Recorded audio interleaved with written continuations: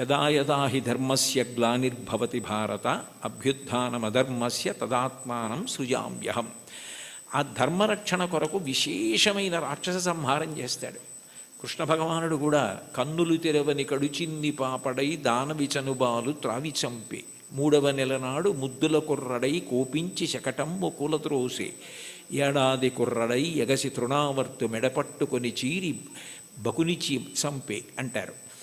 అసలు కన్నులు తెరవడం మొదలుపెట్టనప్పటి నుంచి రాక్షస సంహారం చేశాడు కృష్ణుడు. రాముడు సరే సరి బండన భీముడు అత్తజన బాంధవుడు ఉజ్వల బాణతోణ కోదండ కళాప్రచండ భుజతాండవ కీర్తికి రామమూర్తికిన్ 2వ సాటి దైవమికలీడనుచున్ గడకట్టి భీరికాడాండ డడాండ డాండ నిడదంబుల జండము నిండ మత్త వేదండము నెక్కి చాటెదను దాశరథి కరుణాపయోనిధి అంటారు గోపరాజు గారు. 14,000 మంది రాక్షసుల్ని ఖరదూషణాదుల్ని రాముడొక్కడే చంపాడు. మిగిలిన అవతారాలకి రామావతారానికి తేడా ఎక్కడంటే, సర్వసాధారణంగా ఎంత అందగాడైనా, ఎంత పుంసాం మోహన రూపాయ పుణ్యశ్లోకాయ మంగళమైనా యుద్ధం చేసేటప్పుడు కాస్త కోపంగా ఉండి కళ్ళు ఎర్రపడతాయి. కానీ యుద్ధం చేస్తున్నప్పుడు రాముడు చాలా అందంగా ఉంటాడు. ఎప్పుడు బాణం తీస్తాడో, ఎప్పుడు సంధిస్తాడో, ఎప్పుడు విడిచిపెడతాడో తెలియదు. అందుకే మీరు రామాయణం జాగ్రత్తగా చదివితే అసలు ఎటువంటి రాముణ్ణి చూసి శూర్పణఖ మోహించిందంటే, యుద్ధం చేస్తున్న రాముణ్ణి చూసి మోహించింది. అబ్బాయి ఎంత అందంగా యుద్ధం చేస్తున్నాడని. అంతటి అందగాడు రాముడు, అంతమందిని చంపినవాడు. కానీ శ్రీవేంకటేశ్వరుడు రాక్షస సంహారం జోలికి వెళ్ళలేదు. నందక ఖడ్గం ఆయన దగ్గర ఉన్న ఆయన క్షమాగుణంతో ప్రవర్తిస్తాడు.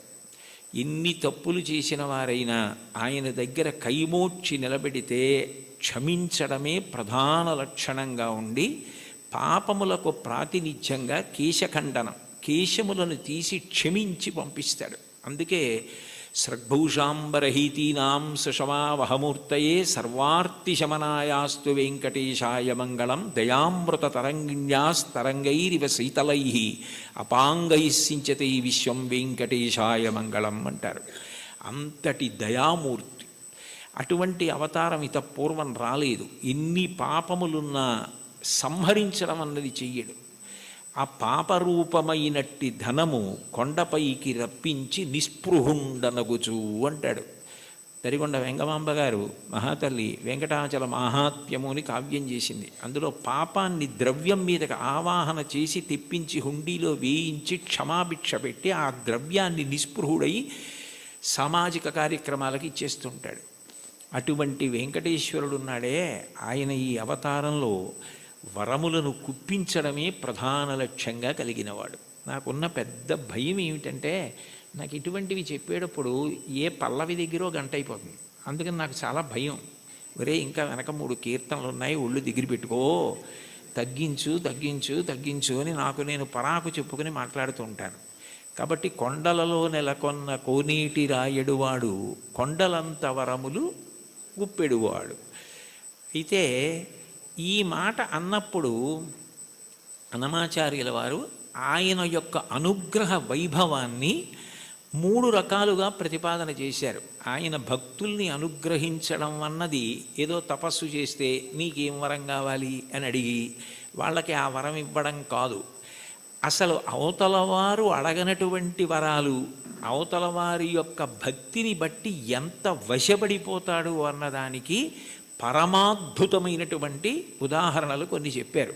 అందులో మొదటి చరణంలో కురువరతి నంబి, అంతే కదమ్మా, కుండలు చేసిన ఎట్టి కొండలు. ఇందులో మొట్టమొదట ఇది అక్కర్ల నాకు ఉదాహరణ చెప్తే చాలు. కుండలు చేసేటటువంటి కుమ్మరిదాసుడైన కురవరతి నంబి, కుండలు చేసేటటువంటి ఒక కుమ్మరి వృత్తిలో ఉన్నటువంటి వ్యక్తిని ఆయన ఎంత అనుగ్రహించారన్నది ఉదాహరణగా చెప్తున్నారు. తొండమాన్ చక్రవర్తి వెంకటేశ్వరుడికి ఆనందనిలయ విమాన నిర్మాణం చేసిన తర్వాత ప్రతిరోజు బంగారు తులసీ దళాలతో పూజ చేసేవాడు. అసలు వెంకటేశ్వర స్వామి ఈ లోకంలో ఆవిర్భవించినప్పుడు మొట్టమొదట చెప్పిన మాట, ఏకీన తులసి మాత్ర దళీనాపి నరోత్తమ పూజయేద్ భక్తిభావేన తంరక్షామి ఇతి మత్పణః. నాకు భక్తితో ఒక్క తులసి దళం ఇస్తే చాలు, అన్యథా నేను ఇంకేం కోరను. నేను కోరుకునేది నేను చెప్పినట్టు బ్రతకడం. ధర్మం అన్న మాటకు అర్థం ఏమిటంటే ఆయన చెప్పినట్టు బ్రతకడమే ధర్మం. దానికి ఫలితం ఏమిటంటే ఆయన సంతోషిస్తాడు. ఆయన సంతోషం కన్నా నాకు ఇంకేం అక్కర్లేదు. ఆయన సంతోషం కోసం నేను ధార్మికంగా బ్రతికితే నాకు చాలు అన్నవాడెవరో వాడు ధర్మాత్ముడు. అటువంటి ధార్మిక జీవనము ఎవరి ఎందున్నదో వారు ఆయన దగ్గరికి వచ్చారా, ఆయన కోరారా, ఇవన్నీ ఆయన చూడటం. దానికి ప్రబల ఉదాహరణ ఏమిటంటే తొండమాన్ చక్రవర్తి బంగారు తులసి దళాలు పూజ చేస్తే తీసేసి పాదాల మించి ఆ భీముడు అన్న ఆ కుమ్మరి ఆయన ప్రతిరోజు కొండలు చేయడం పెట్టగానే అసలు దాన్ని వెంకటాచల మహాత్యంలో ఎంత గొప్పగా వర్ణిస్తారు. బంకమన్నుతో దళాలు చేసి కొయ్య వెంకటేశ్వరుడి పాదాల మీద సమర్పణం చేసి మొదలెట్టేవాడు ఆయన. ఆయన వరకు ఆయనకి అది కొయ్య బొమ్మ కాదు, అది వెంకటేశ్వరుడు. అలా నమ్మి చేశాడు ఆయన.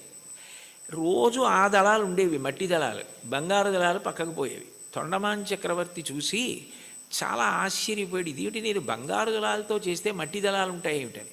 అప్పుడు వెంకటేశ్వరుడు మాట్లాడాడు, ఆయననే అడిగాడు.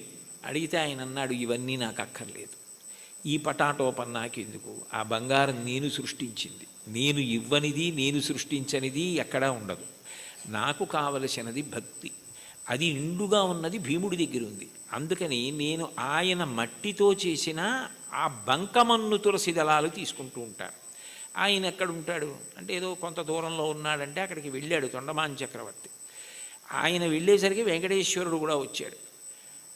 ఆయన నాకేముంది నేనేం పెట్టగలను లేదు, తనకేముందో అది వెండి పళ్ళాలు బంగారు పళ్ళాల్లో పెట్టలేడు. కాబట్టి ఆయన చేస్తున్న కుండల్లో ఒక కొత్త కుండ పగలగొట్టి ఆ కుండ పెంకులో ఆయన తినే సంకటి పెట్టాడు.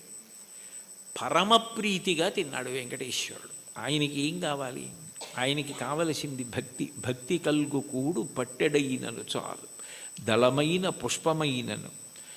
చివరికి సలిలమైన బాయని భక్తిని కొలచిన జనులర్పించిన ఎలమిన్ రుచిరాన్నముగను ఏనుభుజింతున్నంటాడు కుచేలోపాఖ్యానంలో. భక్తితో పెట్టినది ఆయనకు కావాలి, అది ఆయన తిన్నాడు. తిని ఒక వరం ఇచ్చాడు. అసలు నిజానికి ఆ వరం ఆయన అడగలేదు భీముడు. ఆయన మీరు రండి నా దగ్గరికి అని అడగలేదు, ఆయనే వెళ్ళాడు.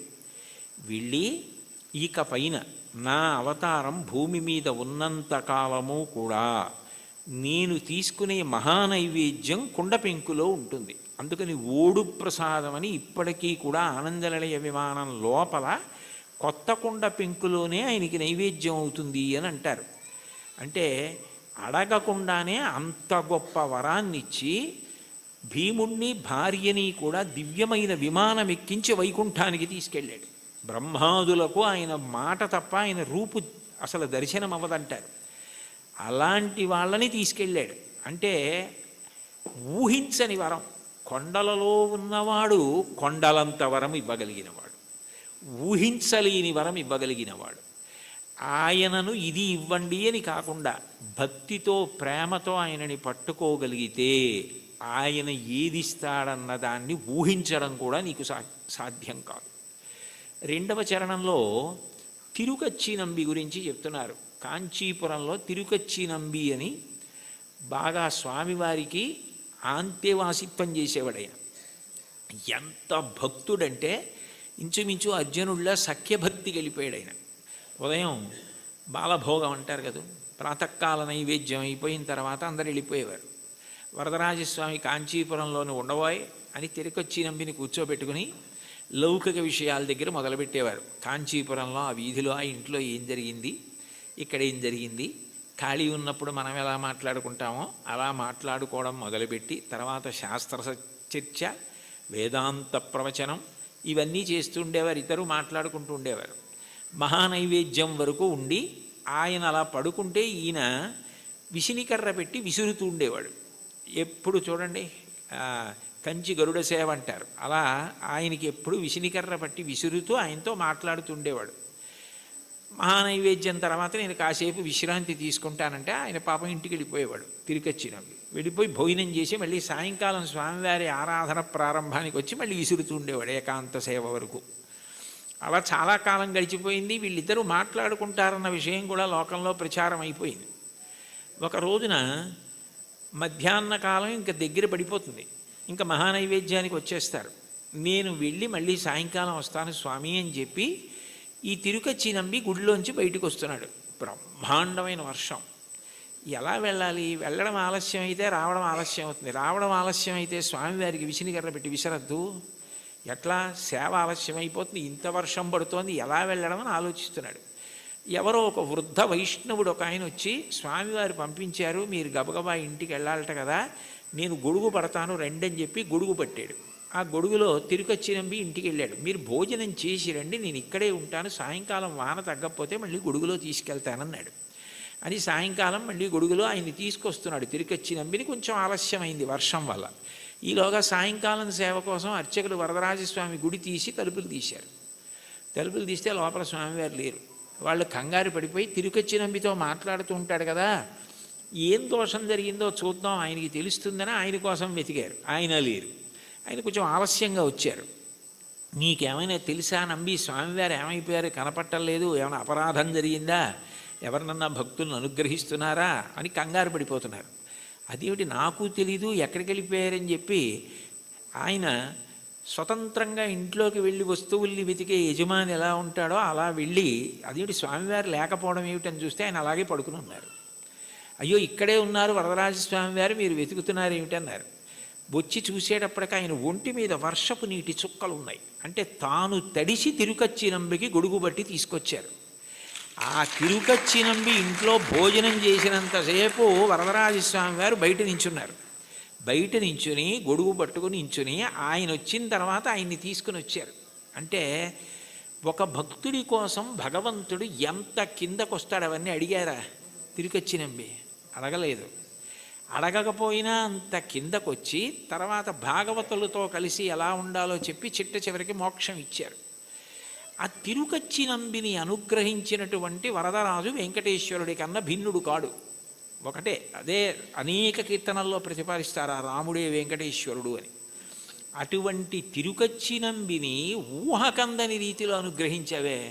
ఎవరైనా వరం అడిగితే ఏం అడుగుతాడు? ఏదో జ్ఞానం ఇమ్మంటాడు, లేకపోతే భక్తి ఇమ్మంటాడు, డబ్బు ఇమ్మంటాడు, ఏదో వృద్ధిని అడుగుతాడు. వాళ్ళు అసలు ఏమీ అడగలేదు.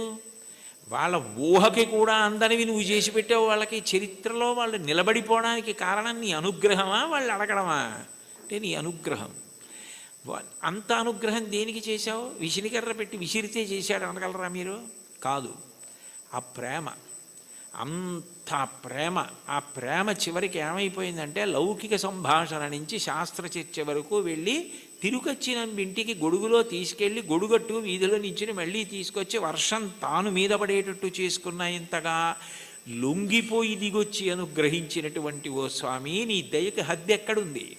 అంటే మనని ఉద్దేశించి తనని తాను ఉద్దేశించుకుని అంటున్నట్టుగా ఇంకింతకన్నా ఏం కావాలి? హరినామ సౌఖ్యామృతము.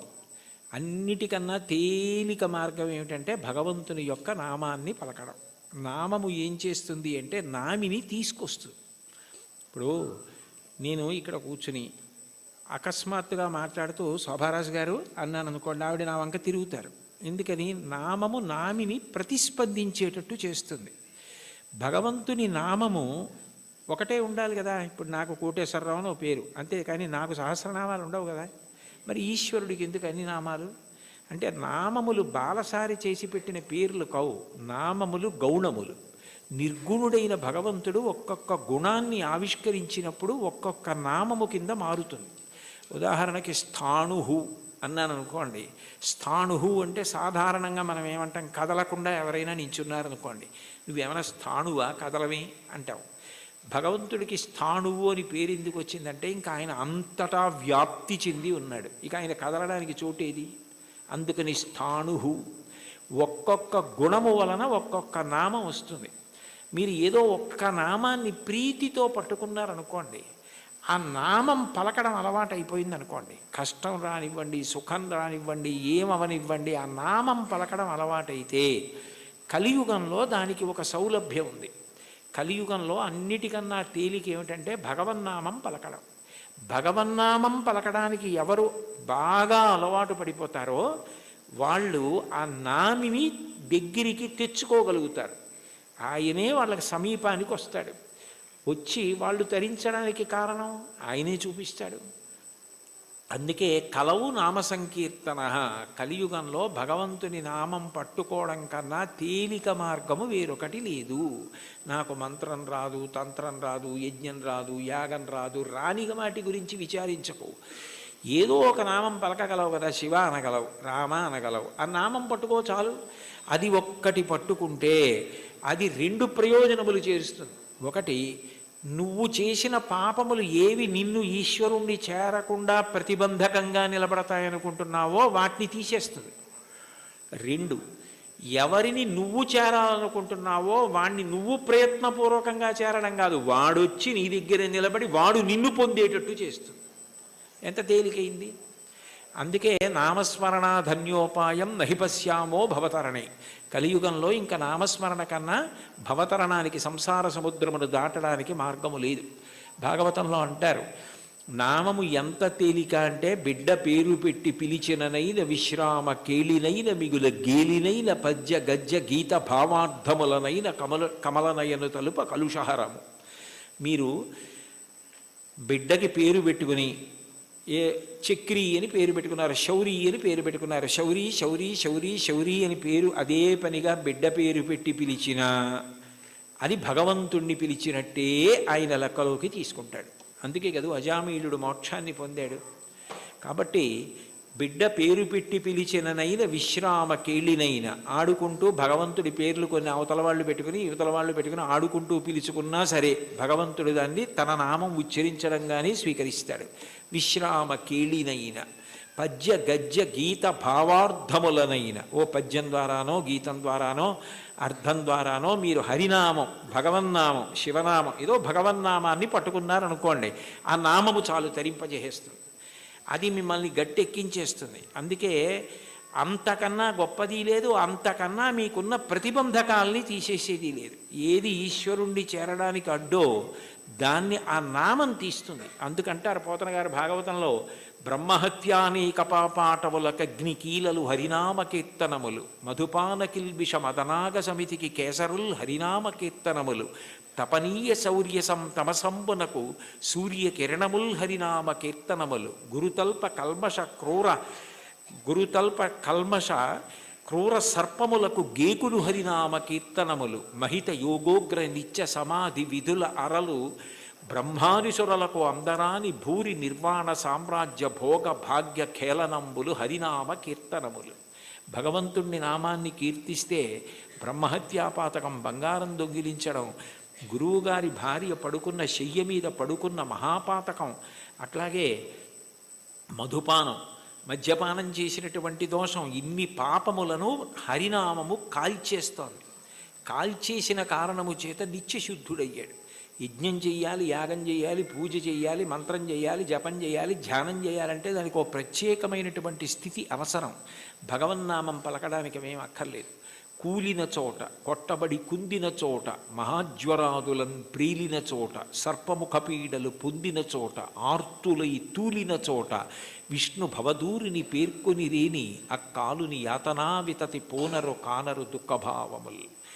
కూలినప్పుడు, కింద పడ్డప్పుడు, పాము కనపడినప్పుడు, ఏదో తగిలి పడిపోయినప్పుడు, జ్వరం వచ్చినప్పుడు భగవన్నామం పలకడం అలవాటైనటువంటి వాడు భగవంతుణ్ణి పొందుతాడు. కలియుగంలో భగవన్నామం పలకడం కన్నా తేలికైన మార్గము వేరొకటి లేదు.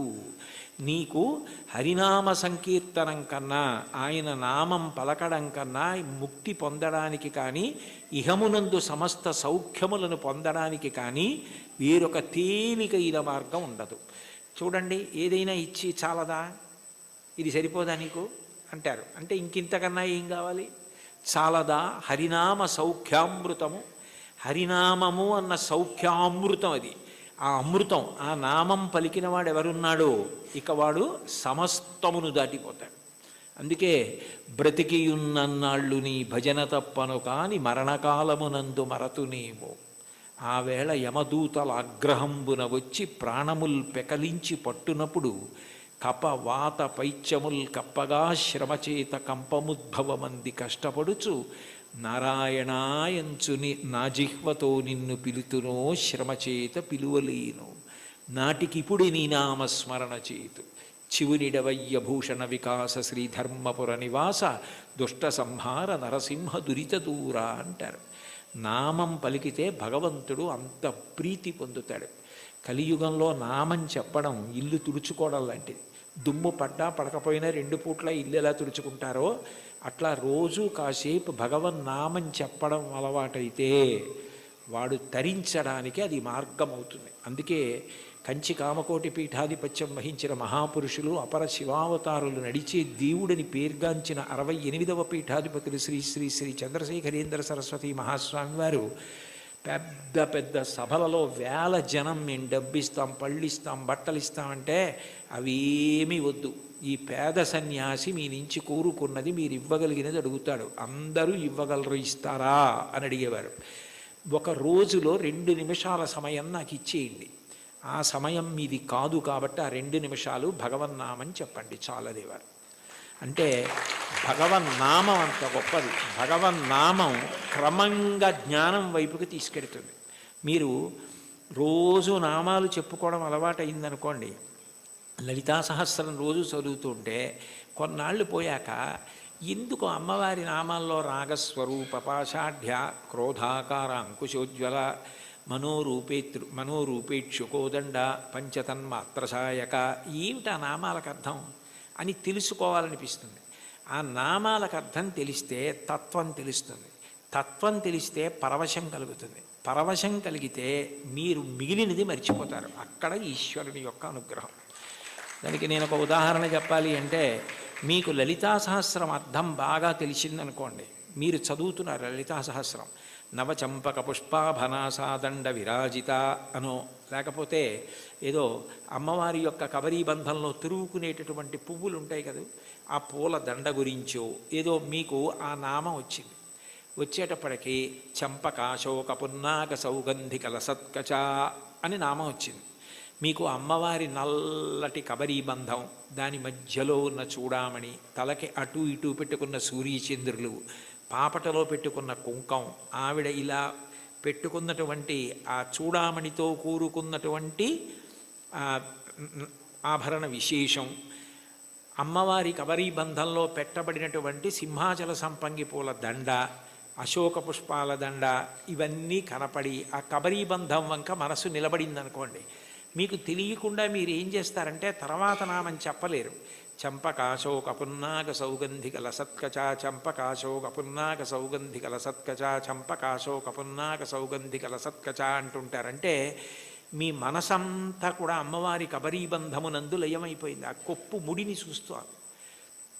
అప్పుడు భార్య ఎవరో అటువైపు వచ్చి, ఏమిటి ఈయన ఇవాళ లలితా సహస్రం ఇదే నామని చెప్తున్నారు, మరిచిపోయారా ఏమిటా అని, కురివిందమణిశ్రేణీ కనత్కోటి ఇరమండిత అందనుకోండి, పాడు చేసేసావేనా ధ్యానం అంటే అక్కడ మనసు లయమైంది, ఇంకా మిగిలినవి ఏవి గుర్తు రావట్లేదు. అమ్మవారి కబరీబంధ దర్శనం చేస్తున్నాడు. నామాల యొక్క అర్థం తెలిసిందనుకోండి, అదే భగవత్తత్వం. ఆ భగవత్తత్వం తెలిసిందనుకోండి పరవశం, పరవశమే మీ యొక్క ధ్యాన స్థితికి కారణం. అప్పుడు ఏమవుతుందంటే మీకు ఏది చూస్తున్నా నామవైభవము, ఆ ఈశ్వర తత్వం మీ యందు ప్రకాశిస్తూ మీకు గొప్ప ఆనందాన్ని ఇస్తాయి. చాలదా హరినామ సౌఖ్యామృతము? అది మీకు ఏమి ఇవ్వలేదు కనుక మీకు ఏదైనా ఇస్తుంది. ఇది ఒకటి హరినామమింతైన చాలదా చెదరకి జన్మముల చెరలు విడిపింప. ఇన్ని జన్మాలు ఒకటా రెండా? నానానేకపయూధముల్ వనములోనన్ పెద్ద కాలంబు సన్మానింపం దశలక్ష కోటి కరణీనాథుండనయ్యుండి మద్దానంభ పరిపుష్ట చందన లతాంత ఛాయలందుండలేక నీరాశ ఇతేల వచ్చిది భయం బిట్లో కది ఈశ్వర అంటాడు గజేంద్రుడు. 10 లక్షల కోట్ల భార్యలు నాకన్నాడు. అంటే నిజంగా అప్పుడే ఎన్ని జన్మలిత్తానో, ఎంతమంది భార్యలో, ఎంతమంది పిల్లలో, పునరపి జననం పునరపి మరణం పునరపి జననీ జఠరే శయనం ఇహ సంసారే బహుదుస్తారే కృపయాపారే పాహిమురారే. ఆ జన్మ పరంపర నుంచి విడిపించడానికి ఒక్క నామం చాలదా? చాలదా హరినామ సంకీర్తనము మదినొకటి హరినామమింతైన చాలదా 10,000 నరక కోపముల వెడలింప. 10,000 నరక కోపముల యందు పడవలసిన పాపాలు తీసేయడానికి ఒక్క నామ సంకీర్తనం చాలు. ఎంత పెద్ద దూది పర్వతమైనా కాలిపోవడానికి ఒక్క నిప్పు రవ్వ చాలు. ఒక్క నామం చాలు, ఎంత సంచితమైన దగ్ధమైపోతోంది. కలదొకటి హరినామ కనకాద్రి చాలదారి బంగారు కొండ. తొలగుమని దారిద్ర్య దోషంబు చెరచ. లేదన్న బాధ పాపము వలన వస్తే పాపమును తొలగించడానికి ఆ నామం చాలు. తెలివొకటి హరినామ దీపమది చాలదా కలుషంపు కఠిన చీకటి పారద్రోల. కఠినమైన అజ్ఞానమనే చీకటిని పారద్రోలడానికి భగవన్నామం అన్న దీపం చాలు. అయితే చివర పెద్ద మూడేశారు. భగవన్నామమునందు అనురక్తి దేనికి కలుగుతుంది అంటే భాగవతులతో కలిసి తిరిగితే వస్తుంది. వాళ్ళు ఎప్పుడూ భగవన్నామని చెప్పుకున్నంత పరవశించిపోతారే, ఆయనతో ఉంటే ఎప్పుడు ఆ భగవత్ కథలు భగవద్వైభవం అలా తలుచుకు మురిసిపోతూ ఉంటాడని మనకి కూడా అబ్బుతుంది. అందుకని కావలసింది ఏమిటంటే సత్సంగం, సత్పురుషుల సహవాసం. వాళ్ళని మనం గుర్తుపడతాం, కానీ వాళ్ళు మనని గుర్తుపెట్టి పేరు పెట్టి పిలిస్తే అంతకన్నా గొప్పతనం లేదు.